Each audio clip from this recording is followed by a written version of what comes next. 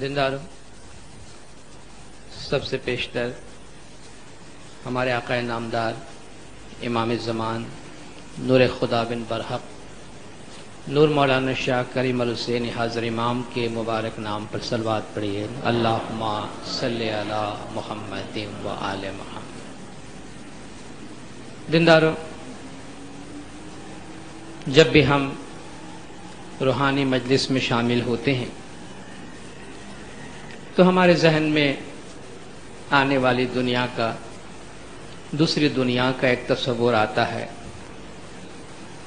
اور یہ سوال ہمیشہ ہمارے ذہن میں آتا رہتا ہے کہ آنے والی زندگی کیسی ہے، دوسری دنیا کیسی ہے، ہماری روح کے ساتھ کیا سلوک ہوگا۔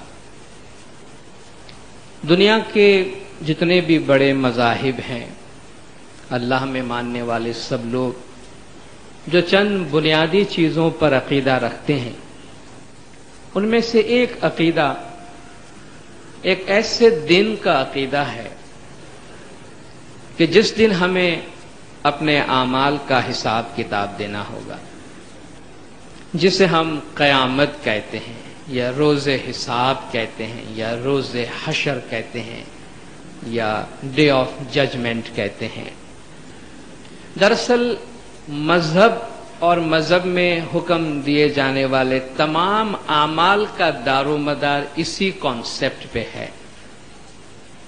اگر ہمیں یہ معلوم نہیں ہوتا اور ہم سے یہ نہیں کہا جاتا کہ آپ کے اچھے اعمال کا آپ کو بدلہ ملے گا اور آپ کے برے اعمال کا بھی آپ کو بدلہ ملے گا، اگر یہ بات ہمارے ذہن میں کہیں نہ ہوتی تو ہم کبھی بھی اپنے اعمال کو واچ نہیں کرتے، کبھی بھی اپنے اعمال کا خیال نہیں کرتے، درندوں کی طرح زندگی گزارتے جن کو اپنے کسی بھی عمل کا کوئی حساب نہیں دینا پڑتا ہے۔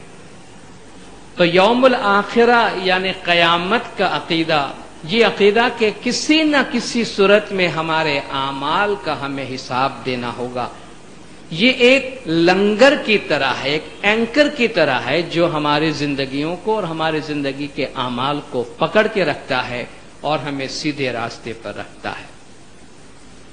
مگر یہ قیامت کیسی ہوگی؟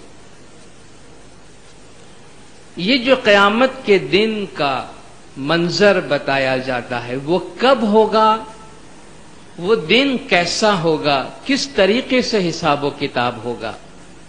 آپ دیکھتے ہیں مذہب کے بارے میں جب بھی ہم بات کرتے ہیں تو اس میں انٹرپریٹیشن کی بہت بات آتی ہے، تشریحات کی بات آتی ہے۔ تو قیامت کے بارے میں بھی مختلف تشریحات موجود ہیں۔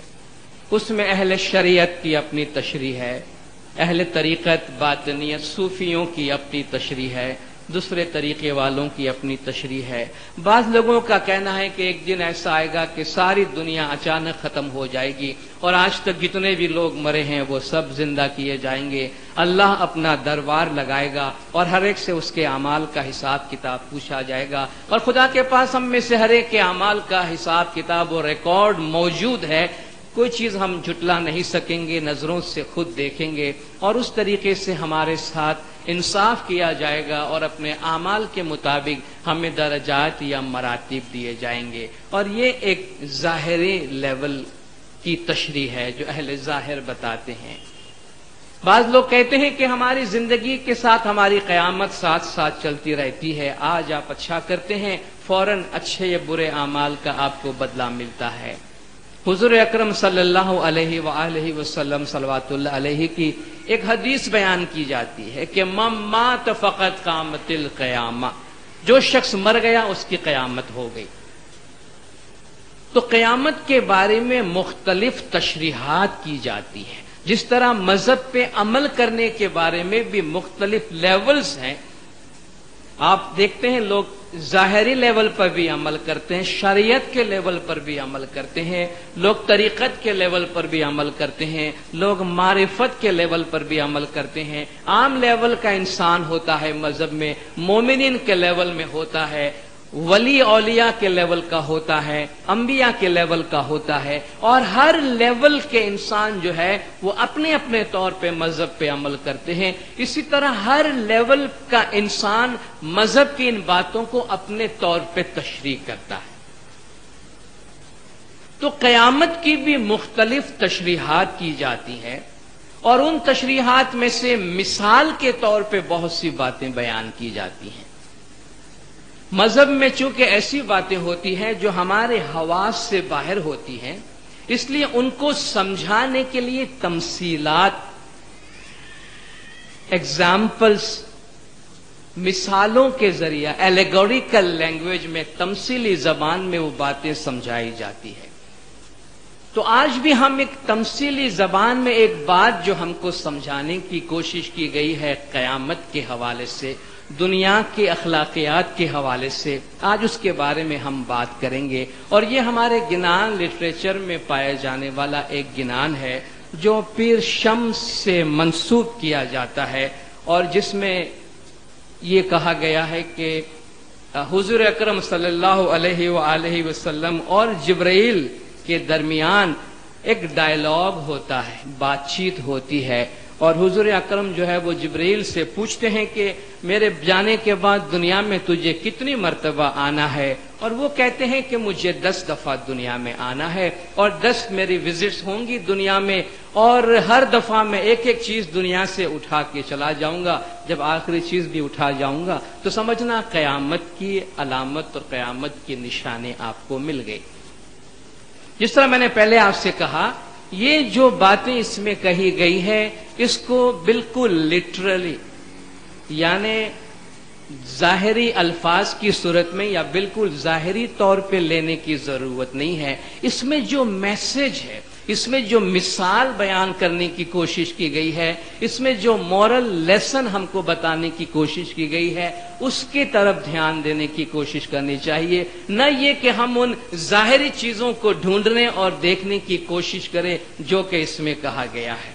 ہم جب زمانے کے تصور کو، ٹائم کے تصور کو، ادوار کے تصور کو سامنے لاتے ہیں تو ایک بات ہمیشہ بتائی جاتی ہے، آپ کو گنان لٹریچر میں بھی ملے گا، آپ کو دوسرے لٹریچر میں بھی ملے گا، کہ جوں جوں زمانہ گزرتا جاتا ہے انسان کا مذہب پہ عمل کرنے کا جو رویہ ہے اور انسان کے جو اخلاقی ضابطے ہیں وہ کمزور سے کمزور تر ہوتے جاتے ہیں، کم سے کم تر ہوتے جاتے ہیں۔ کہتے ہیں جو پہلا یگ تھا وہ ست یگ تھا، اور اب جو آخری زمانہ ہے یہ کل یگ ہے۔ پہلے زمانے میں 100% دھرم تھا، اب جا کے شاید 1% دھرم بھی آپ کو نہ ملے۔ یہ بھی سمبولیکلی مثالوں کی زبان میں ہم سے بتایا گیا ہے کہ وقت گزرنے کے ساتھ ساتھ مادیت کا انسان پہ غلبہ بڑھتا جائے گا، اور مذہب کی اور اخلاقی تعلیمات کی جو قوت ہے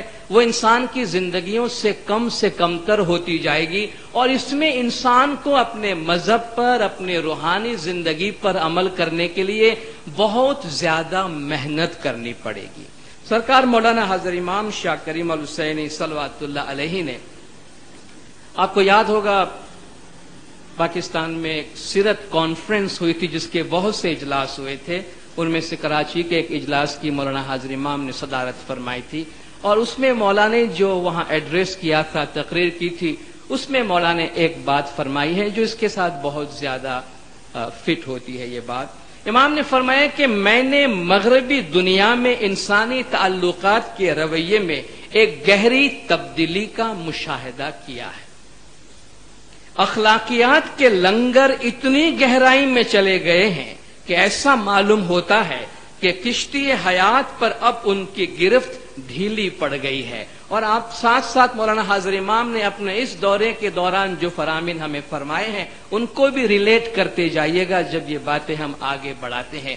امام نے فرمایا کہ جو ہمارے ایتھکس کو سنبھالنے کی جو اینکر ہے، جو لنگر ہے، جو ہماری زندگی کو ایک اچھے انسان کے طور پہ سنبھال کے رکھے، وہ اتنی نیچے چلی گئی ہے کہ ایسا لگتا ہے کہ اب وہ اس کشتی کو، ہماری حیات کی کشتی کو پکڑ رکھنے کے قابل نہیں ہے، اور اب ہماری کشتی جو ہے وہ ڈاواں ڈول ہو رہی ہے۔ یعنی ہماری جو اخلاقی بندھن ہے، جو ایتھیکل پرنسپلز ہیں، وہ ہمارے لائف میں بہت کمزور ہوتے جا رہے ہیں۔ جو کبھی غلط تھا وہ اب صرف غیر رسمی ہو گیا ہے۔ پہلے ہم کہتے تھے کہ یہ بات غلط ہے، مگر آج ہم کہتے ہیں کہ یہ ٹریڈیشنل نہیں ہے لیکن اب چل سکتا ہے، اور شخصی آزادی کے خاطر اسے برداشت کر لیا جاتا ہے۔ کل آپ کہتے تھے یہ بات غلط ہے، آج جب وہ آدمی کرتا ہے آپ کہتے ہیں بھائی انڈیویجول فریڈم کی بات ہے، ہر آدمی آزاد ہے، وہ جو چاہے کر سکتا ہے۔ کل کی غلط بات آج آپ برداشت کرنے لگے ہیں، اور جو کچھ برداشت کیا جاتا ہے وہ جلد ہی قبول ہو جاتا ہے۔ کل آپ نے صرف برداشت کیا تھا، آج جو ایکسپٹیبل ہو گیا کل وہ فیشن بن جائے گا ہمارے لیے۔ اس کے برعکس جو کبھی صحیح تھا وہ اب فرسودہ اور غیر رواجی ہو گیا ہے، اور وہ اکثر تمسخر کا نشانہ بن جاتا ہے۔ کل جس بات کو آپ صحیح سمجھتے تھے، مثلا یہ کہ اولاد ہمیشہ ماں باپ کے حکم کے تابع رہے یا ماں باپ کا بہت زیادہ احترام کرے، آج اگر ایسا کوئی بچہ نظر آتا ہے تو اسے کہتا ہے تو ابھی تک بچہ ہے کیا، ماں کا دودھ پیتا، اتنا زیادہ پیرنٹس کے ساتھ لگا ہوا ہے۔ اس وقت وہ بات اچھی سمجھی جاتی تھی، آج اس کا مذاق اڑایا جاتا ہے۔ آج کوئی آدمی اگر اپنی آنےسٹی کا، اپنی انٹیگریٹی کا، اپنی ایمانداری کا اظہار کرنا چاہتا ہے تو لوگ اس کا مذاق اڑاتے ہیں کہ تمہیں بازار کا علم نہیں ہے، تمہیں دنیا کا علم نہیں ہے کہ دنیا میں کتنی تبدیلی آ گئی ہے، آیا ہے بڑا ہریش چندر بننے والا، سچا انسان بننے والا۔ اب دیکھیں آج اس کا مذاق اڑایا جاتا ہے۔ تو مولا فرماتے ہیں یہ جو ایتھیکل ویلیوز ہماری سوسائٹی کے اندر ہے، ہم نے اس میں گہری تبدیلی دیکھی ہے، اور یہ بات مولا فرماتے ہیں ہمارے لیے نقصان کے باعث ہو سکتا ہے۔ تو ٹائم کا جو بہاؤ ہے، وقت کا جو بہاؤ ہے، اس میں یہی کہا گیا ہے کہ وقت گزرنے کے ساتھ ساتھ یہ جو ہمارے اخلاقی ضابطے ہیں وہ کمزور پڑتے جاتے ہیں ہماری زندگیوں سے۔ ہم بہت زیادہ دنیاوی چیزوں کی طرف یا اپنے ذاتی مفاد کی طرف توجہ دیں گے، اور خدا کی بنائی ہوئی اس خوبصورت دنیا کے بہت سارے خوبصورت رشتوں کو ہم کسی اور وجہ سے کمزور کرتے جائیں گے اور توڑتے جائیں گے۔ تو اس گنان کے اندر اسی قسم کا پیغام دیا گیا ہے کہ دنیا میں ایک دفعہ آؤں گا یہ لے جاؤں گا، دوسری دفعہ آؤں گا یہ لے جاؤں گا، اور بس دنیا میں کچھ بھی نہیں بچے گا، جس میں یہ کہا گیا ہے کہ ٹائم مشکل سے مشکل تر ہوتا جائے گا، بشرطے کہ آپ نے اپنے آپ کو مضبوطی کے ساتھ اس میں سنبھال کے رکھا اور زمانے کے امام کی ہدایت پر عمل کیا۔ تو فرماتے ہیں سنو سنو مومنو، سنی من لاونا، سننے سریکھی باتیا جی، کہ مومنو یہ بات سنو اور اس کو دل میں لانا، یہ سننے جیسی باتیں ہیں۔ قیامت کا ڈر بہت من لاونا، آپ ڈراو چھاتیا، اپنے دل میں قیامت کا بڑا خوف رکھنا، کیونکہ اپنے اعمال کا حساب کتاب تو دینا ہوگا۔ اور جو شخص مضبوطی سے اپنے دل میں یہ عقیدہ رکھتا ہے کہ اس کے ایک ایک عمل کا اسے بدلہ ملتا ہے، اس کا عمل ہمیشہ کنٹرولڈ رہتا ہے، کیونکہ اس سے نظر آتا ہے اس کی زندگی میں کہ میں نے یہ کیا، اس کا مجھے یہ بدلہ ملا ہے۔ آپ ڈرا وہ چھاتیا، اپنے دل میں، اپنے سینے میں ہمیشہ ڈر، خوف خدا رکھنا۔ آخر نبی محمد جبریل کو کیتی بیر ہے تجھے آنا جی، مجھ پیچھے دنیا میں کیتی بیر ہے تجھے آنا جی۔ حضور اکرم جبرائیل سے پوچھتے ہیں کہ میرے بعد، میرے پیچھے دنیا میں تجھے کتنی دفعہ آنا ہے؟ آخر جبرائیل سنو نبی محمد، 10 بیر ہے مجھے آنا جی۔ جبرائیل فرماتے ہیں کہ نبی محمد سنیے، میں 10 دفعہ دنیا میں آؤں گا۔ پہلی بار سنو یا محمد، پھر کر ہے مجھے آنا جی، پہلی بار میں پھر کر آؤں گا، سو برکت لینے کاجے جی، دنیا میں سے برکت لے جاؤں گا، سو نہ رہوے کچھ باقی جی۔ خیال آتا ہے کہ امام برکات کی اتنی دعائیں کیوں دیتے؟ سمجھ میں آتی ہے بات کہ امام برکات کی اتنی دعائیں کیوں دیتے؟ کہ دنیا میں لوگ سمجھتے ہیں برکت کا مطلب چیزوں کی فراوانی ہے، چیزوں کی فراوانی نہیں، ان چیزوں سے ملنے والی، اگین میں برکات کا ورڈ یوز کرتا ہوں چونکہ مولا نے فرمایا برکات ایک ایسا لفظ ہے کہ اس کا کسی بھی زبان میں ترجمہ نہیں کیا جا سکتا۔ اس میں ایک بھرپور ہونے کی علامت، ایک بھرپور ہونے کی نشانی ہے۔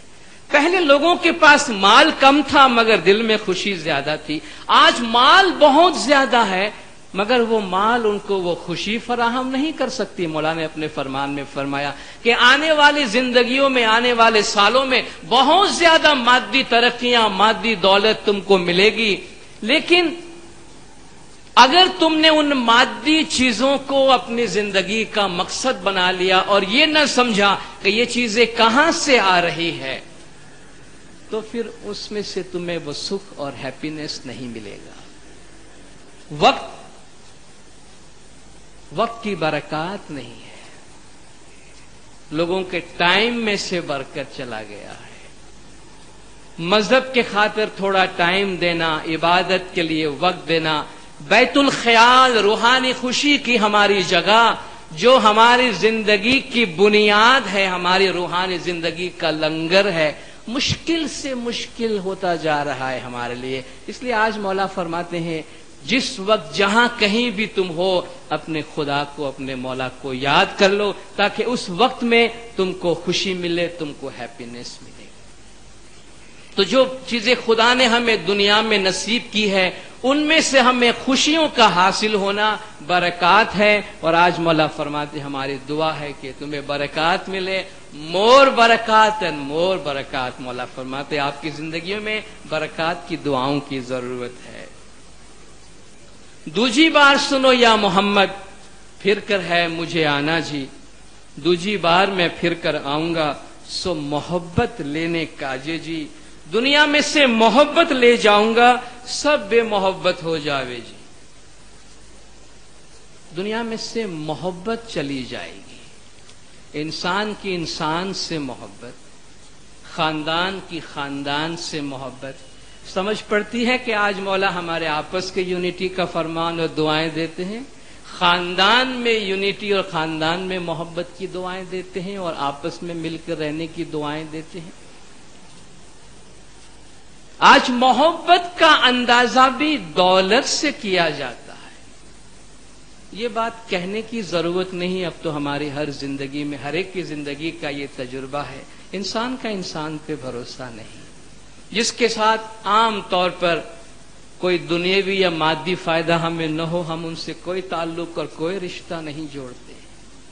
ہر شخص دوسرے شخص کو شک کی نگاہ سے دیکھتا ہے. عام بات کرتا ہوں، اس میں اختصاص اپنی جگہ پر ہے. فیملیز، اولاد ماں باپ تک کو برداشت کرنے کو تیار نہیں ہے. کتنے پیرنٹس آپ کو نظر آئیں گے جنہیں خدا نے اولاد کی بخشش دی ہوئی ہے، بیٹوں کی بخشش ہے، بیٹیوں کی بخشش ہے، مگر آپ ان کی حالت دیکھیں کہ وہ اولاد ماں باپ کو اپنے گھر رکھنے کو تیار نہیں ہے. تیار نہیں ہے. ایک دوسرے کے ہاں بھیج دیتا ہے، دوسرا تیسرے کے ہاں بھیج دیتا ہے. وہ ماں باپ جو پیار محبت شفقت سے خدا کی اس نعمت کو پال پوس کر اتنا بڑا کرتی ہے، وہ اپنے ماں باپ کا حال ایسا کرتی ہے کہ ان کے ایک گھر سے دوسرے گھر، یعنی اتنے خوبصورت بڑا خاندان ہونے کے باوجود ایسا لگتا ہے کہ جیسے کوئی ان کا پرسان حال نہیں ہے. اس لیے تو مولا فرماتے ہیں کہ I request my younger spiritual children. امام نے فرمایا ہم ریکویسٹ کرتے ہیں اپنے نوجوانوں سے کہ اپنے ماں باپ کی اور گرانڈ پیرنٹس کی دیکھ بھال کریں. زمانے نے آپ کے لیے یہ مشکل بنا دیا کیونکہ یہ سب مادیت کا دباؤ ہے، مادیت کا پریشر ہے. یہ نہیں ہے کہ بھئی جبرائیل آتا ہے خاص محبت چھین کے لے جاتا ہے، بلکہ یہ کہتا ہے ٹائم ایسا آئے گا کہ محبت سے زیادہ قیمتی چیزیں اور ہو جائیں گی، اور سب سے زیادہ ہر انسان کی جو خود غرضی ہے اور مادی چیزیں ہیں وہ ان کے نزدیک سب سے زیادہ اہم ہو جائے گی. جس کے لیے مولا نے ہمیں خبردار کیا کہ ہم نہیں چاہتے ہیں کہ مادی چیزوں کا حصول آپ کی زندگی کا واحد مقصد بن جائے. مولا نے فرمایا یہ آپ کی زندگی کا ایک بہت ہی غلط فیصلہ ہوگا، ایک بہت ہی غلط راستہ ہوگا، اور یہ ایک غلط رہنمائی ہوگی آپ کے لیے. تیسری بار سنو یا محمد پھر کر ہے مجھے آنا جی. تیسری بار میں پھر کر آؤں گا، سو رحمت لینے کاجے جی. دنیا میں سے رحمت لے جاؤں گا، سو کण اوچھا تیاں پاکے جی. میری تیسری وزٹ ہوگی، دنیا میں سے رحمت لے جاؤں گا،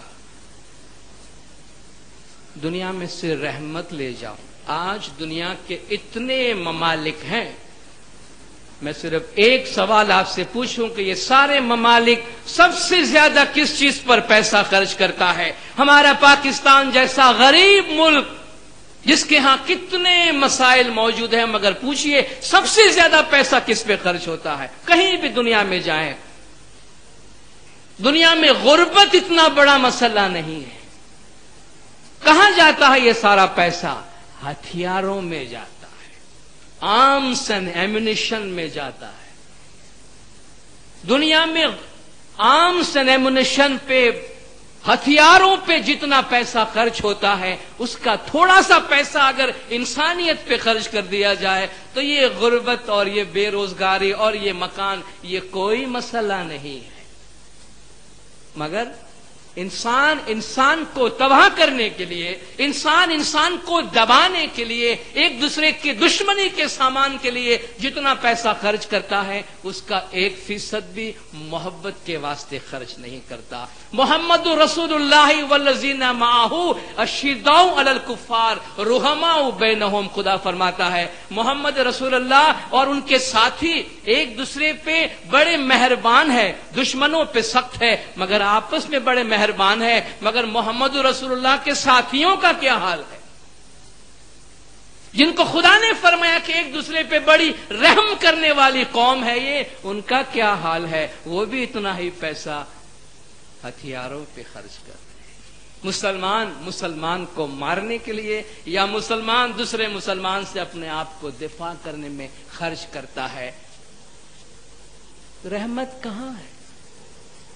اور ان تمام مسائل کا حل یہی ہے کہ رحمت، انسان کرو مہربانی تم اہل زمین پر۔ انسان اگر زمین پہ بسنے والوں کے ساتھ تھوڑی سی رحمت، تھوڑی سی انڈرسٹینڈنگ، تھوڑی سی شفقت کے ساتھ پیش آ جائے تو کتنے مسائل حل ہو سکتے ہیں۔ مگر یہ جو رحمت کا مادہ ہے، رحمت کی تعلیم ہے، امام فرماتے ہیں ہمارا طریقہ Islam is a religion of peace, of love, of care, of generosity.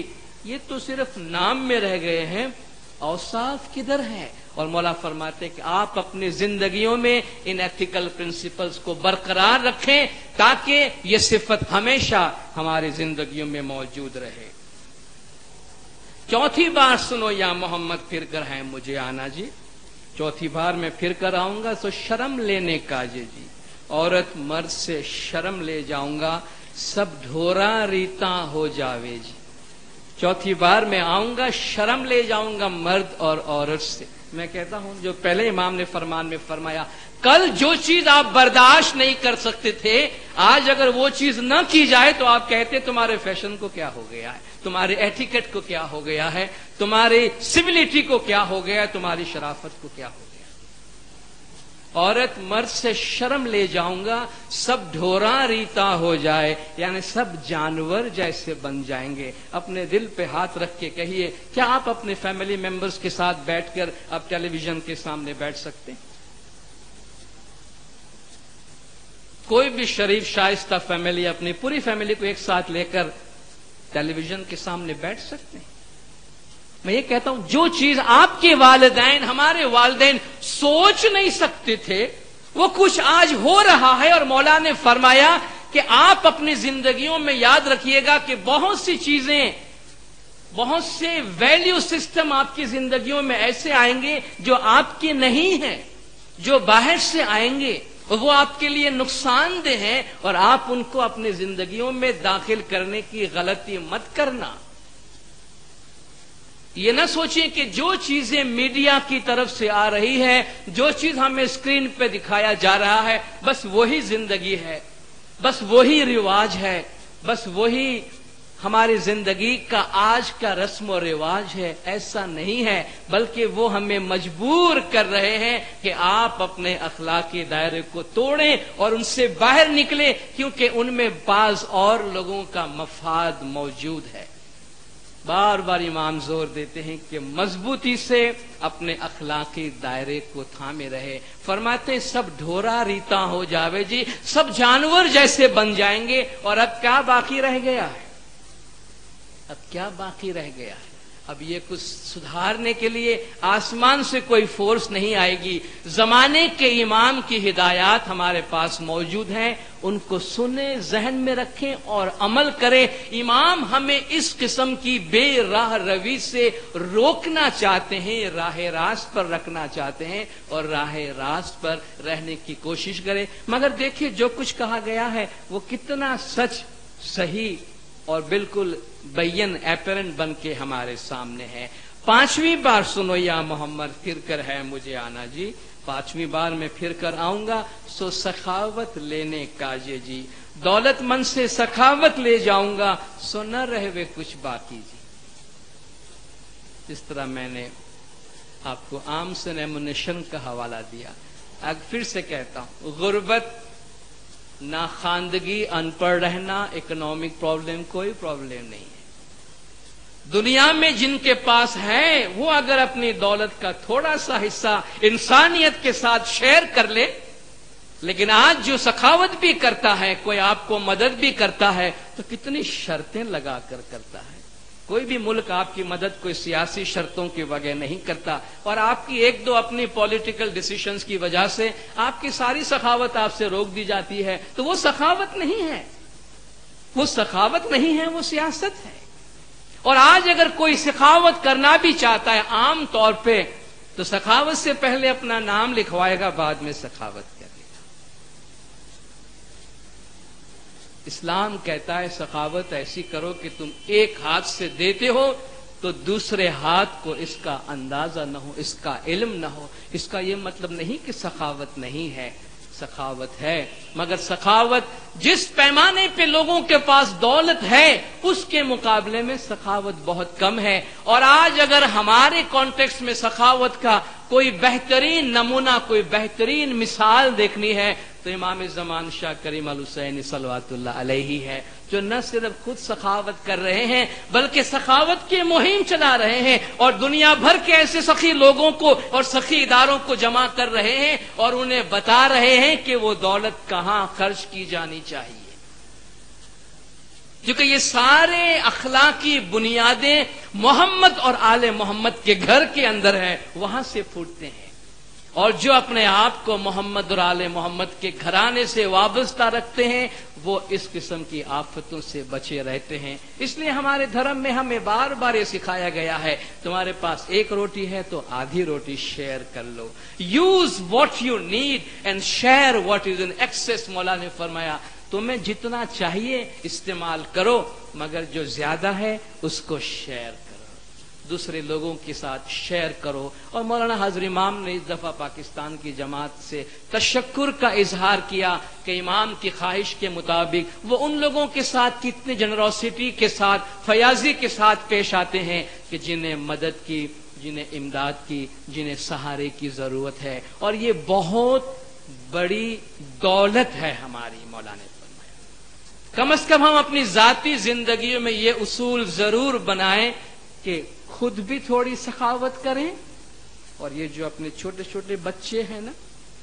یہ چھوٹے چھوٹے بچے، ان کو سخاوت کرنا سکھائیے، ان کے ہاتھوں سے سخاوت کروائیے، یہ ان کی عادتوں میں بیٹھ جائے. تھوڑا ایکسٹرا پیسہ انہیں دیں مگر ان کو بتائیں کہ بیٹا اس سے کسی کی مدد کرنی ہے. کس کی مدد کرنی ہے؟ ان کے ہاتھوں سے. کیونکہ یہ سنسکار اس طریقے سے ٹرانسفر ہوتا ہے، روایتیں اس طریقے سے جاتی ہیں کہ بچوں کو وہ دھرم سکھائے کہ بیٹا سخاوت کے بغیر زندگی کے کوئی معنی نہیں ہے. ہمارے پاس کتنی بھی دولت ہو، اگر دل ہمارا تنگ ہے تو ہم سے مفلس اور ہم سے غریب دوسرا کوئی بھی نہیں. چھٹی بار سنو یا محمد پھر کر ہے مجھے آنا جی، چھٹی بار میں پھر کر آؤں گا سو ایمان لینے کا جی. ایمانی تو کوئی کوئی ہوئیں گے، سب بے ایمانی ہو جاوے جی. آج کوئی کسی پہ اعتبار نہیں کرتا، کوئی کسی پہ بھروسہ نہیں کرتا. ہمیں بہت پہلے یہ بتایا گیا ہے کہ زمانہ جو جو آگے بڑھے گا، تھر تھر مومن بھائی کوئی کوئی رہش ہے. کوئی کہیں جا کر آپ کو 1000 گاؤں میں 100 گاؤں میں کوئی ایک ایماندار، کوئی مومن جن کی زبان پہ بھروسہ کر سکے، جن پہ آپ ٹرسٹ کر سکے، آج کوئی کسی کا ٹرسٹ کرنے کو تیار نہیں. مولانا حاضر امام شاہ کریم الحسینی صلوات اللہ علیہ نے اس دفعہ اپنے دورے میں جہاں بہت سی تعلیمات دی، وہاں غالباً کافی عرصے کے بعد یہ جملہ مولا کے فرمان میں سنائی دیا، ارن یور لیونگ آنیسٹلی، اپنی روزی ایمانداری سے کماؤ. اور جب بھی ہم لوگوں سے کہتے ہیں روزی ایمانداری سے کماؤ، تو وہ کہتے ہیں کہ بھئی یہ تو بتاؤ کون ایمانداری سے کما سکتا ہے یہاں اس معاشرے کے اندر. یہی تو بات ہے، مومن بننا ہے تو پھر امتحان کے بغیر اور مشکلات کے بغیر تو ممکن نہیں. کیا سب کنویں میں گرتے ہیں تو ہم بھی جا کر کنویں میں گریں گے؟ سب اپنی روح کو داغدار کرتے ہیں تو ہم بھی کریں گے؟ ہمارا اپنا کوئی طریقہ ہے، ہماری اپنی کوئی بنیاد ہے. لیکن کہتے ہیں گریجولی جس طرح آپ دیکھ رہے ہیں معاشرے میں سے شرافت اور ایمانداری کا عنصر کم سے کم تر ہوتا جا رہا ہے. ایسا وقت آ جاتا ہے کہ شاید بھائی بھائی پہ بھی لکھا پڑھائی کے بغیر اعتماد نہیں کرتا ہے. کیوں؟ کہ یہ ایلیمنٹ کم سے کم تر ہوتے گئے سوسائٹی میں. 7ویں بار سنو یا محمد پھر کر ہے مجھے آنا جی، 7ویں بار میں پھر کر آؤں گا سو قول لینے کاجے جی، راجا تو بے قولی ہوئیں گے سو دیا قول نہ پاڑے جی. آؤں گا میں دنیا میں 7ویں بار اور زبان لے جاؤں گا لوگوں. قول، وعدہ، نام لینے کی ضرورت نہیں ہے. حکومت پہ آنے سے پہلے لوگ آپ کے گھر گھر آ کے بڑے بڑے وعدے کر کے جاتے ہیں، یا وہ لوگ ذمہ دار عہدوں پہ فائز ہوتے ہیں بڑے بڑے وعدے آپ سے کرتے ہیں. سو دیا قول نہ پاڑے جی، راجا بھی اپنا قول نہیں پالتا، حکومت اپنے وعدوں پہ عمل نہیں کرتی، کوئی بھی اپنے وعدوں کا پاس نہیں رکھتا. ایک زمانہ تھا جب زبان، راجا ہریش چندر کا قصہ بیان کرتے ہیں، زبان سے ایک لفظ نکلا.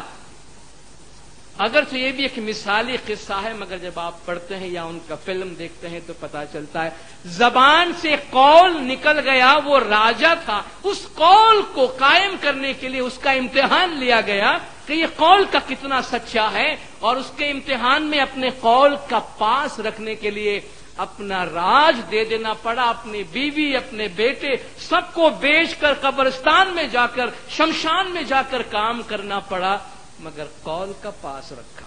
اس لیے اس کو ستیہ راجا ہریش چندر کہتے. زبان کا سچا. حضور فرماتے ہیں کہ مومن وہ ہے جو اپنی زبان کا سچا ہے. بات کم کرے لیکن جب کرے تو سچی بات کرے، قول کسی کو دے تو پورا کرے. لیکن چھوٹی چھوٹی باتوں پر آج ہمیں کتنے ڈاکیومنٹس بنانے پڑتے ہیں. ڈاکیومنٹس بنانا بری بات نہیں ہے، مگر کیوں بنانے پڑتے ہیں؟ بھائی زمانے کا کوئی بھروسہ نہیں، زبان کا کوئی بھروسہ نہیں، کسی کا کسی پہ کوئی اعتبار نہیں، کیونکہ قول کی کوئی قیمت نہیں رہی ہے. قسمیں کھانی ہے، جتنی کھانی ہو کھا لو، کیا فرق پڑتا ہے؟ کس کو قول نبھانا ہے، کس کو قول نبھانا. عدالت میں آپ کو پروفیشنل قسم کھانے والے کتنے لوگ مل جاتے ہیں، گواہی دینے والے. ان کا کام یہ ہے، ان کا پروفیشن ہے. یعنی آپ دیکھیں کہ زبان کہ جس میں انسان کی انسانیت کی نشانی سمجھی جاتی، آج اس کی کوئی قیمت نہیں ہے، کوئی ویلیو نہیں ہے. 8ویں بار سنو یا محمد پھر کر ہے مجھے آنا جی، 8ویں بار میں پھر کر آؤں گا سو عدل لینے کاجے جی، بادشاہوں سے عدل لے جاؤں گا سو ظلم ہوئے ٹھامو ٹھام جی. 8ویں مرتبہ آؤں گا، عدل لے جاؤں گا، جسٹس سوسائٹی میں سے اٹھا لوں گا. اور آپ دیکھیں بادشاہوں کا ذکر کیا گیا ہے، سمبولیکلی یہ کہا گیا ہے کہ وہ لوگ جن پر ہم جسٹس کے لیے بھروسہ کرتے ہیں ان سے ہی میں جسٹس لے جاؤں گا. آپ پیسے خرچ کر لیجئے، اپنی مرضی کا انصاف جہاں چاہیں آپ حاصل کر لیجئے. سوسائٹی کا یہ ہے کہ آپ کے پاس اگر مادی قوت ہے، مادی دولت ہے، تو پھر سب کچھ آپ کے ہاتھ میں ہے. بادشاہوں سے عدل لے جاؤں گا، ظلم ہوئے ٹھام و ٹھام. خود ہمارے ہی معاشرے کے اندر اگر آپ کے ساتھ کوئی ظلم ہو جاتا ہے، ذرا کبھی اس سسٹم کے ذریعہ عدل حاصل کرنے کی کوشش تو کر لیجئے گا کہ جہاں عدل دیا جانے کا وعدہ کیا جاتا ہے. پتہ چل جائے گا کہ یہ کام دنیا میں سب سے مشکل کام ہے. اس لیے بہت سے لوگ تو اتنے مایوس ہیں کہ عدل کا نام ہی نہیں لیتے، اس راستے پہ جانا ہی نہیں چاہتے ہیں. کہتے کوئی شارٹ کٹ نکالو، ہم اس جمیلے میں پڑنا ہی نہیں چاہتے، کیونکہ عدل جیسے لفظ پہ اور عدل کے معنی پہ کسی کو اعتماد نہیں رہا ہے، کسی کو بھروسہ نہیں رہا. اس لیے لاکھوں میں کروڑوں میں آپ کو جا کے ڈھونڈنا پڑتا ہے کہ ہے کوئی کہ جو تھوڑا سا انصاف کرے، جس کے گھر سے، جس کے در سے تھوڑا سا عدل ملے، تھوڑا سا انصاف ملے. آخر میں سب خدا کے حوالے کرتے ہیں کہ بھائی اوپر والا تو عدل کرتا ہے، اوپر والا ضرور عدل کرے گا. اس کا اپنا ٹائم ہے، اس کا اپنا انداز ہے، اور اس کے لیے ہمیں انتظار کرنا پڑتا ہے. تو فرماتے ہیں بادشاہوں سے عدل لے جاؤں گا، ظلم ہوئے ٹھام و ٹھام. جی، اور آپ دیکھتے ہیں وہی لوگ جو امن اور عدل کی ضمانت دیتے ہیں، انہی کی طرف سے سب سے زیادہ معاشرے میں ظلم کیا جاتا ہے. 9ویں بار سنو یا محمد، پھر کر ہے مجھے آنا. جی، 9ویں بار میں پھر کر آؤں گا، سو صبر لینے کاجے. جی، دنیا میں سے صبر لے جاؤں گا، سب بے صبر ہو جاوے. جی، سڑک پہ نکلتے ہی آپ کو پتا چل جاتا ہے کہ ہماری دنیا کتنی بے صبر ہے. ہر ایک کو جلدی ہے، ہر ایک اپنی مرضی کا نتیجہ حاصل کرنے کے لیے، ہر ایک اپنی مرضی کا رزلٹ حاصل کرنے کے لیے، اور ہر ایک اپنا کام اپنی مرضی اور اپنے ٹائم پہ کرنے کے لیے جلدی پر ہے. کسی کو کسی کا خیال نہیں، کسی کو کسی کا کنسرن نہیں کہ اس سے دوسروں کو کیا تکلیف ہوتی ہے. ہر آدمی بے صبرا ہے. اور انسان بے صبر کب ہوتا ہے؟ انسان بے صبر کب ہوتا ہے؟ جب انسان کے وجود کے اندر مضبوطی اور استحکام نہیں ہوتا. صبر کوئی باہر سے آنے والی قوت نہیں ہے. صبر ہمیں ہمارے سراؤنڈنگ ہمیں نہیں دیتی. جس طرح ایک بہت بڑے ہجوم میں رہ کر بھی ایک آدمی پیسفل رہ سکتا ہے، اور ایک آدمی کسی تنہائی میں بیٹھ کر بھی شاید اس کو گھٹن محسوس ہوتی ہو. یہ دونوں چیزیں ہمارے اپنے وجود کے اندر ہیں، ہمارے اپنے وجود میں ہے. اگر انسان خدا کے قانون کو جانتا ہے، اگر انسان خدا کے قانون کو سمجھتا ہے، اور اگر انسان خدا کے اس فطرت کے کام کے انداز کو جانتا ہے، تو اس سے کسی کام میں جلدی نہیں ہوتی. مگر شاید وہ یہ سمجھتا ہے کہ اس کی اپنی زندگی وہ کنٹرول کر رہا ہے، اور اس کی اپنی زندگی سب سے زیادہ امپورٹنٹ ہے اس کے لیے، اس لیے بے صبر ہو کے ہر جگہ بھاگا بھاگی کر رہا ہے. نتیجتاً اپنے معاشرے کو، اپنے آس پاس کے ماحول کو اور برا بناتا ہے اور بگاڑتا ہے. صبر اس انسان میں ہوتا ہے، جس طرح مولا نے فرمایا کہ اپنے آپ کو نیچر کے ساتھ ہارمنائز کرو، اپنے آپ کو فطرت کے ساتھ ہم آہنگ کرو. دیکھو خدا اتنی بڑی کائنات چلاتا ہے، ہم تو اس پوری کائنات میں ایک ذرے کے برابر بھی نہیں ہے، بلکہ ہماری دنیا اس کائنات میں ایسی ہے جیسے کہتے ہیں کہ سمندر کے کنارے، دنیا کے تمام سمندروں کے کنارے میں جتنی ریت ہے، اس میں سے ایک ریت کا دانہ آپ اٹھائیں تو وہ ہماری دنیا ہے. اتنی بڑی کائنات خدا کی ہے. اس دنیا میں ہمارا کیا وجود ہے، اور ہماری کیا امپورٹنس ہے، اور ہماری کیا جلدی ہے. اتنی بڑی کائنات خدا کی چل رہی ہے، خدا کے قانون کے مطابق چل رہی ہے. کسی کو جلدی نہیں، کسی میں کوئی ہنگامہ نہیں، ہر ایک آرڈر کے تحت چل رہی ہے. انسان اگر اپنے آپ کو اس کائنات کے ساتھ ہارمونائز کرے تو اس کے اپنے وجود کے اندر ایک استحکام اور ایک ٹھہراؤ آتا ہے کہ میں خدا کے قانون کے مطابق چلتا ہوں. اور ہر کام کا اپنا ایک وقت ہوتا ہے، اور اسی وقت کو سامنے رکھتے ہوئے انسان کو کام کرنا چاہیے. بے صبر ہو کر ہم صرف اپنے آپ کو ہی دکھ پہنچاتے، کسی اور کو نہیں. فرماتے صبر بھی معاشرے سے اٹھ جائے گا، اور سب لوگ آپ کو بے صبرے نظر آئیں گے. 10वीं बार फरमाते हैं आखिरी बार मैं आऊंगा, 10वीं बार सुनो या मोहम्मद फिर कर है मुझे आना जी, 10वीं बार मैं फिर कर आऊंगा सो कुरान लेने का जी, दुनिया में से कुरान ले जाऊंगा सो न रहवे कुछ बाकी जी। बहुत से लोग इस पाठ के बारे में सवाल पूछते हैं कि भाई दुनिया में से कुरान कैसे ले जाएगा। मैंने आपको पहले ही कहा कि कोई जाहिरी अलामत ढूंढने की कोशिश न करना कि देखो लगता है जिब्राइल आया था, ये चीज कम हो गई है मार्केट में से और उठा के ले गया है। ऐसी कोई बात नहीं है, ये पूरी तमसीली जबान है। कुरान अल्लाह का कलाम है, अल्लाह की किताब है, एक मोजिजा की निशानी है दुनिया में। इमाम ने फरमाया the only miracle of Islam is the Quran, the Holi Quran is a miracle in Islam and the study of the Quran is a science in itself. Quran जो है वो इस्लाम में अल्लाह का एक मोजिजा है और इसका मुताला अपनी जगह पर एक साइंस है। तो कुरान अल्लाह का कलाम है, अल्लाह की किताब है और क़यामत तक बनी नौ इंसान के दरमियान अल्लाह तबारक व तआला की इस रहमत और इस मोजिज़े की निशानी और अलामत है। इसके उठ जाने का सवाल नहीं होता। कुरान तो दुनिया में होगा मगर कुरान पे अमल करने वाला कोई नहीं होगा। आज भी कुरान मौजूद है, सारी दुनिया के मुसलमानों के पास कुरान मौजूद है, घर घर कुरान मौजूद है, कुरान पढ़ने वाले भी इतने ही लोग मौजूद है। फिर मुसलमानों का ये हाल क्यों है? दुनिया वालों को छोड़िए, अल्लाह का कलाम, अल्लाह की किताब, अल्लाह की हिदायत हमारे दरमियान मौजूद है। आपको खूबसूरत से खूबसूरत जिल्दों में मिलेगा, आपको सोने के पानी से लिखा हुआ कुरान भी मिलेगा, मगर अगर उसको कोई अमल करने वाला नहीं तो उसको सोने से लिखकर और हीरे जवाहरात से सजाने का फायदा क्या होगा? ये किताब परस्तिश के वास्ते खुदा ने नहीं दी है। एक बहुत बड़े आलिम है हमारे मुस्लिम, मौलाना माहिरुल कादरी, उनकी एक नज़म है, हम उनकी जबान से ही बताते हैं। उन्होंने कुरान की जबान से ये बात कही है और वो लिखते हैं, नज़म का नाम रखा है कुरान की फरियाद। कुरान भी कुछ शिकायत करता है।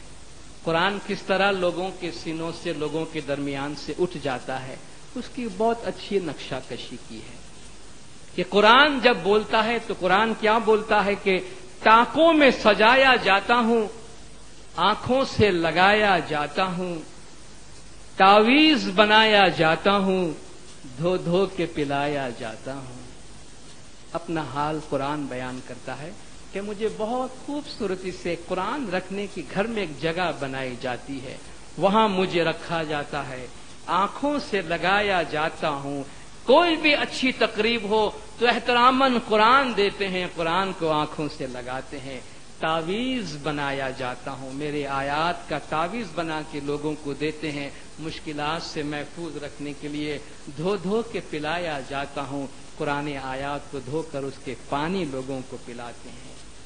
जुज़दान हरीर और रेशम के और फूल सितारे चांदी के, फिर इत्र की बारिश होती है, खुशबू में बसाया जाता हूं। कि मेरी कितनी वैसे आओ भगत की जाती है कि जहां जिस चीज पर मुझे रखा जाता है, आप देखते हैं उस मुकद्दस किताब को हम रखते हैं तो रेशम के, सिल्क के कपड़े से उसको सजाया जाता है और रखा जाता है।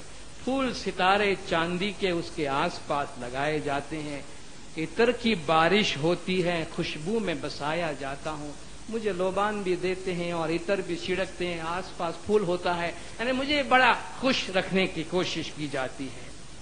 जिस तरह से तोता मैना को कुछ बोल सिखाए जाते हैं, इस तरह पढ़ाया जाता हूं, इस तरह सिखाया जाता हूं। जिस तरह तोता मैना छोटे छोटे परिंदों को दो चार बोल सिखाते हैं, इस तरह अपने बच्चों को दो चार लाइन इसकी रटा दी जाती है, सिखा दिया जाता है। बस इस तरह मुझे लोग सीखते हैं और इस तरह मुझे लोग पढ़ते हैं। जब कौल व कसम लेने के लिए तकरार की नौबत आती है, फिर मेरी जरूरत पड़ती है, हाथों पे उठाया जाता हूं। जब दो पार्टियों में झगड़ा हो जाता है, ایک سے قسم لینے کی نوبت آتی ہے تو پھر مجھے بلاتے ہیں اور مجھے ہاتھ میں لے کر لوگ قسمیں کھاتے ہیں. میری ضرورت اس وقت پڑتی ہے کہ مجھے ہاتھ میں اٹھاؤ اور پھر میری قسم کھاؤ. دل سوز سے خالی رہتے ہیں, آنکھیں ہیں کہ نم ہوتی ہی نہیں, کہنے کو میں ایک ایک جلسے میں پڑھ پڑھ کے سنایا جاتا ہوں.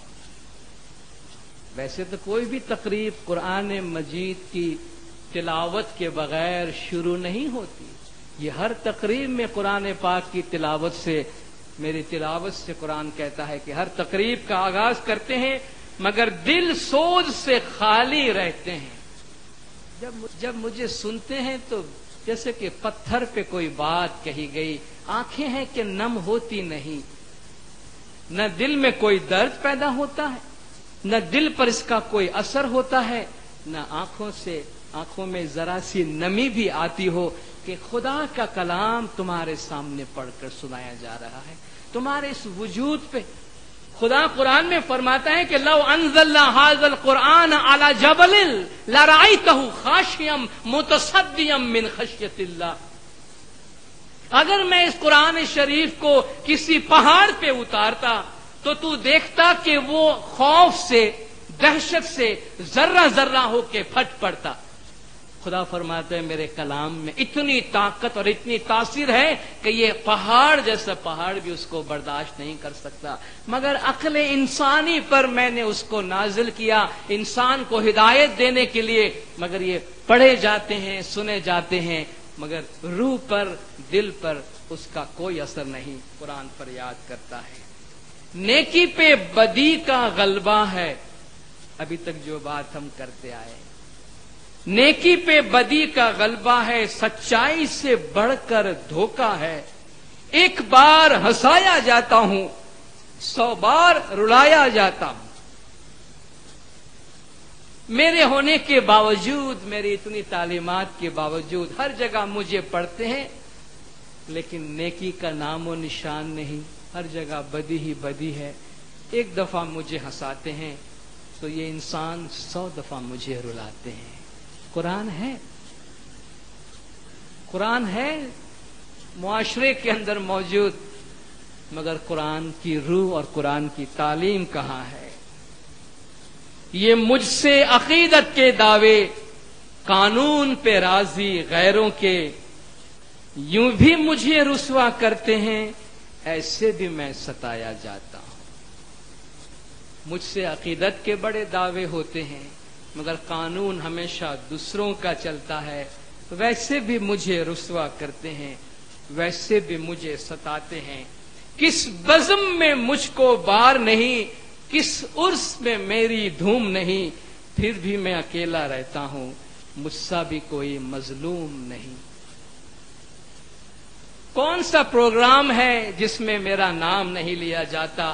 کس بزم میں مجھ کو بار نہیں, کس پروگرام میں میں نہیں موجود ہوتا, کس عرس میں میری دھوم نہیں. جہاں بھی دیکھو بھائی آج فلان کا عرس ہے, فلان کا عرس ہے اور میری ہی دھوم وہاں پر ہے, پھر بھی میں اکیلا رہتا ہوں, مجھ سا بھی کوئی مظلوم نہیں. یہ قرآن ہے. اتنا سب کچھ ہونے کے باوجود میں اکیلا ہوں, مجھ جیسا کوئی مظلوم نہیں. کہ میں اتنی بڑی نعمت اس مسلم قوم پہ میری ہے اور آج دنیا کے اندر یہ قوم سب سے زیادہ مظلوم ہے. کتنی افسوس کی بات. دنیا کی بہترین قوم, دنیا کی بہترین ہدایت, مگر سارے جہان میں ان کا بدترین نام یا ان کے نام کے ساتھ ایسے ایٹریبیوٹس اٹیچ کر دیے گئے ہیں. کیوں؟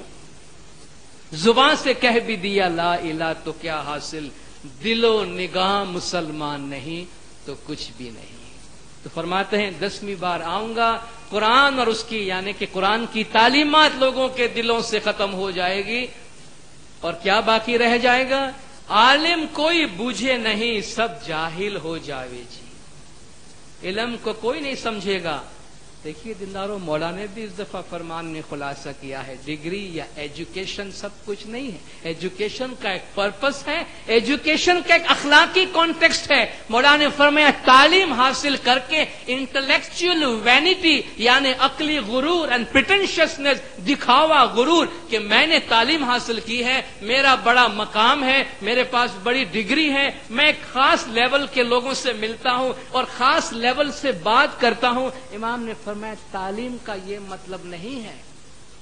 اسلام میں تعلیم کا ایک مقصد ہے اور وہ یہ کہ آپ تعلیم جب حاصل کرتے ہیں تو اللہ کی تخلیق پر غور و فکر کر کے اللہ کی تخلیق کے بارے میں زیادہ جانتے ہیں، اور جو کچھ آپ نے جانا ہے تو اللہ کی اس تخلیق پر انسانیت کی فلاح بہبود کے واسطے استعمال کریں۔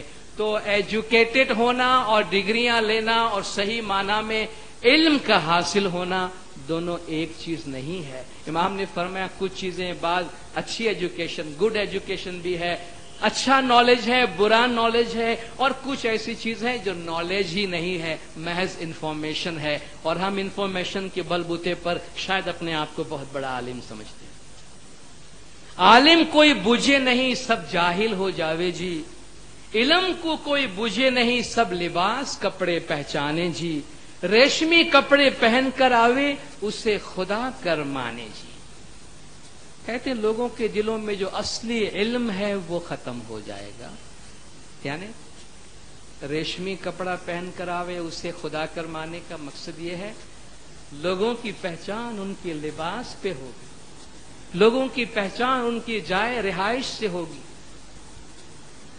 اب ہم اپنے ہی معاشرے میں اپنے ہی کانٹیکسٹ میں بات کریں، جب لوگ ہمارے درمیان آتے ہیں تو کوئی پڑھا لکھا آدمی سادہ لباس میں آ جاتا ہے اور ایک بہت پیسے والا آدمی بڑا اثر و رسوخ والا مال کے لحاظ سے بڑا مضبوط ہے، جب وہ آتا ہے تو ہم کتنی سنبھال کرتے ہیں کہ بھئی ان کو پوری جگہ ملنی چاہیے، کیونکہ ان کے پاس ایک خاص قوت ہے، ایک بہت بڑی طاقت ہے جس کو ہم دولت کہتے ہیں، پیسہ کہتے ہیں۔ کہتے ہیں یہ ایک طرح کی جہالت کی نشانی ہے۔ ریشمی کپڑا پہن کر آوے اسے خدا کر مانے جی، بجائے ایسنس کا احترام کرنے کے لوگ لباس کا اور اس کے ظاہری دولت کا احترام کریں گے۔ اے دسے باتیاں صحیح کر بوجھو چیتو بھائی سویرا جی، یہ 10 باتیں جو آپ کو بتائی گئی ہے، گنان میں کہا گیا، آپ اس کو صحیح سمجھنا اور ہوشیار رہنا۔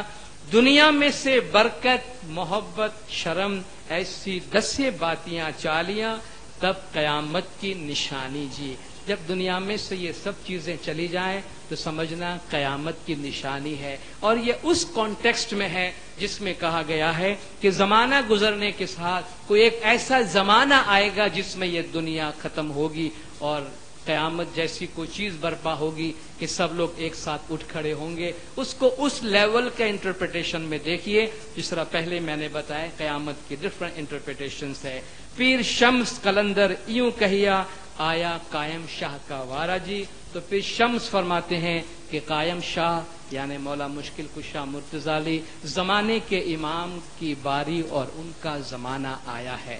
زمانہ مشکل سے مشکل تر ہوگا، یہ خبردار مولا بھی ہمیں بار بار کرتے جاتے ہیں، مگر ساتھ ساتھ مولا یہ بھی فرماتے ہیں کہ اگر ہم زمانے کے امام کی ہدایت کے مطابق اپنی زندگی گزاریں گے تو ہم اس دنیا میں بھی اپنی روحانی زندگی کو، اپنے اخلاقیات کو برقرار رکھ سکیں گے، اور ان اعمال کے ذریعہ ہم اپنی آخرت کی زندگی بھی آباد کر سکیں گے۔ آپ جماعت نے بڑی خاموشی سے سنا، آپ سب کا بہت بہت شکریہ۔ خداوند نور مولانا شاہ کریم الحسینی حاضر امام ہم سب کو اپنی اخلاقی تعلیمات پر عمل کرنے کی توفیق عطا فرمائے۔ مولا ہمیں ہمارے روحانی زندگیوں کو آباد کرنے کی توفیق دے۔ مولا گج جماعت کے تمام گناہ معاف کرے، سب کی نیک امیدیں پوری کرے، آخری دم تک ایمان سلامت رکھے، سکھی سلامت و آباد رکھے، دیدار نصیب کرے۔ صلوات پڑھے اللہ اللہم صلی علی محمد و آل محمد۔